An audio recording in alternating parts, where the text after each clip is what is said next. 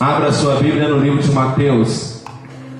Confesso para os irmãos que até ainda agora Deus ainda não tinha falado no meu coração que era me pregar. Eu já estava ficando nervoso. Mateus 26. Mas diante da ministração, de tudo que aconteceu até agora, o tema eu já tinha. O tema era esse: Ele vive. Nós vamos em Mateus 26, capítulo 36. Irmãos, podem estar sentados, mas por favor, fiquem em reverência à palavra do Senhor. Aleluia. Deus é santo.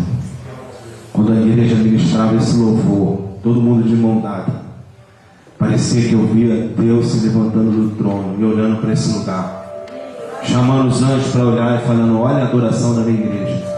Porque, meu irmão, o que tem de igreja que não levanta mais Deus do trono, e eu tenho certeza que Deus se levanta do trono com a adoração dessa igreja, porque é uma adoração sincera. Vocês são as pessoas que é sincera, não tem máscara. Quando tem que adorar o Senhor, adoram de coração. E é isso que Deus está procurando, pessoas sinceras em adorá-lo. E hoje nós vamos falar um pouco sobre isso. Se encontra em 26:36. Jesus no Getsêmani.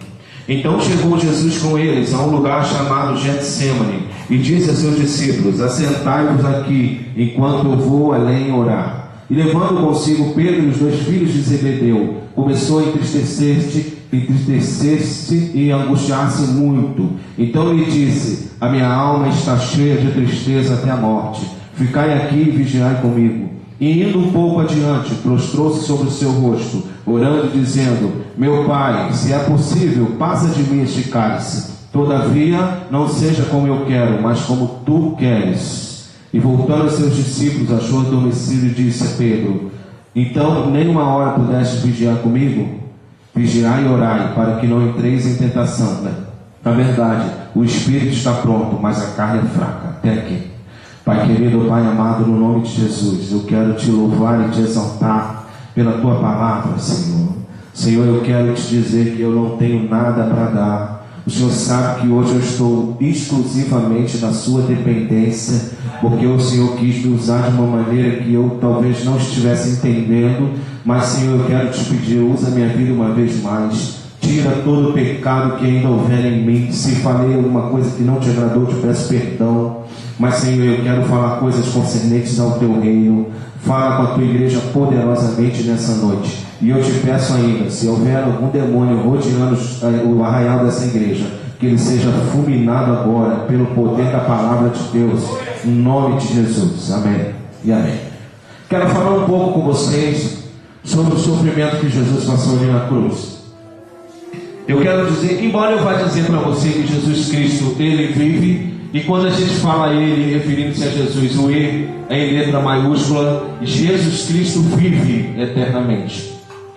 Nós chegamos ao local onde Jesus Cristo estava no Getsêmani, ou no jardim, passando por um momento de grande angústia, de grande sofrimento, de grande dor. E eu fico imaginando naquele momento o inferno estava em festa, porque chegou o momento em que Jesus teria que passar pela cruz, e o diabo estava mais de 4.000 anos querendo ver a morte do nosso Senhor. Porque quando aconteceu que o homem pecou lá no paraíso, lá no Éden, Adão e Eva cometeram uma falha, desobedeceram. Deus falou: podem comer de tudo, mas dessa árvore eu não quero que coma. Porque Satanás foi ali e começou a induzir a mulher a comer, e a mulher deu conversa a Satanás e comeu daquela árvore. E Deus veio naquele momento e deu um castigo para cada um. Olha, você vai passar por isso, você vai trabalhar até não aguentar mais, os seus dias vão ser cansativos, você vai ter que trabalhar para sustentar a sua casa. Para a mulher ele disse: você vai ter a luz com dor, vai sofrer na hora do parto. E teve um momento que Deus virou para Eva e falou assim: Eva, do seu ventre, e ele colocava, eu acredito, as mãos sobre o ventre de Eva, e falava: Eva, sobre o seu ventre nascerá um que esmagará a cabeça da serpente. Isso foi lá no paraíso. Depois que Deus profetizou isso lá no paraíso, mais de 5.000 anos antes, o inferno todo se levantou. O inferno todo queria destruir a humanidade, porque a humanidade andava ligada a Jesus. Quando o homem pegou, o homem se desligou de Deus. E aí Deus começou a ter uma estratégia de como fazer para que o homem se religasse a Ele.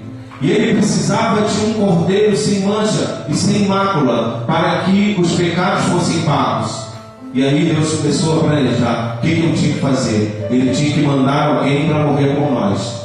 Quando Deus começou a planejar isso, o diabo começou a se levantar. E aí o diabo se levantou contra Moisés. Porque quando Moisés apareceu, provavelmente o diabo ficou pensando: é esse o libertador do povo. Realmente ele era. Mas ele não era o libertador que o diabo achou que ele fosse. Ele libertou o povo do jugo do Egito.